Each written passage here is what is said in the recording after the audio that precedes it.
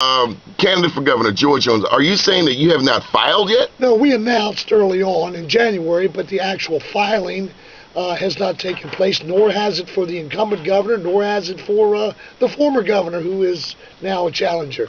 Okay. So, who do you think that Bob Ehrlich will get for a running mate? You know, that's up in the air, and even he has been a little elusive about who he's going to choose, or ask at least to join his ticket this time around. And speculation has been all across the board.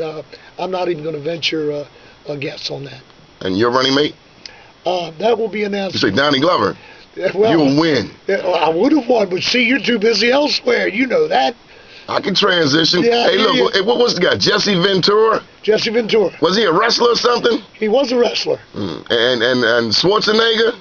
Arnold was a movie star, bodybuilder. And Ronald Reagan?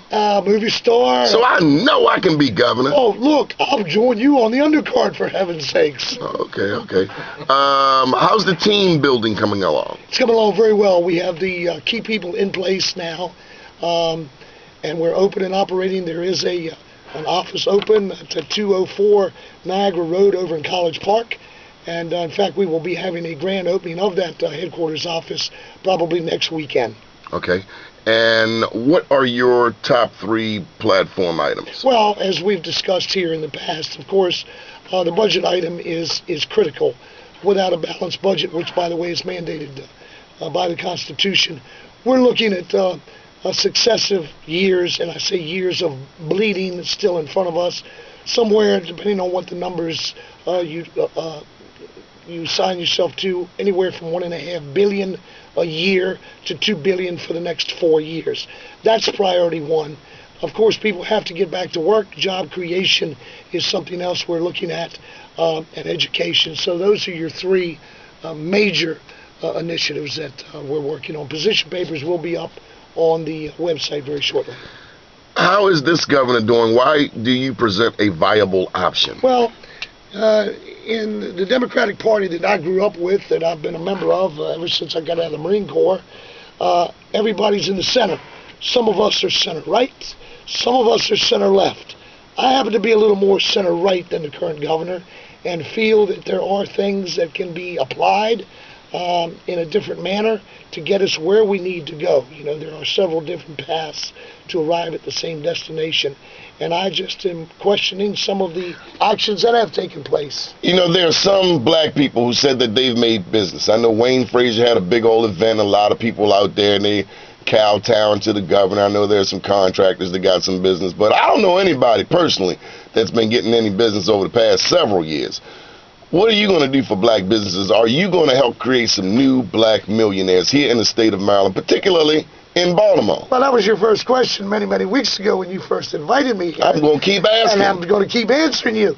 As I have said several times on the show, and it smacks of quotas when you do it this way, but in the current law, and has been for many years, there is a 25% minority participation on all state contracts.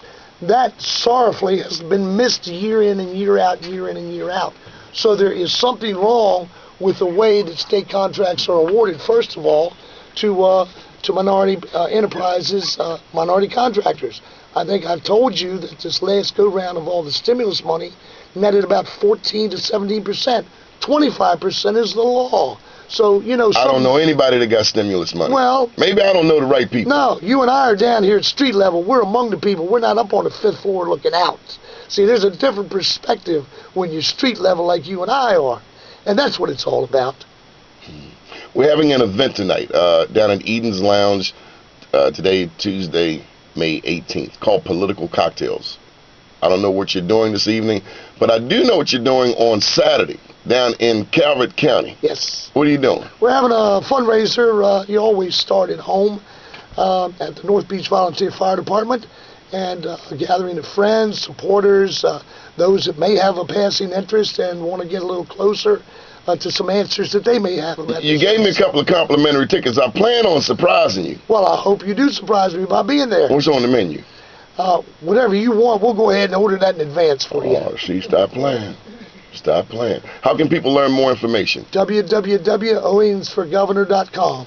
Okay. Anything else you want to add? Well, yeah, from a political perspective, and for those of us that are political junkies, there are three pretty important races nationally today. You've got Arlen Specter up in Pennsylvania, who was, for most of his life, a very effective Republican, saw things happening in his world and switched to a Democrat.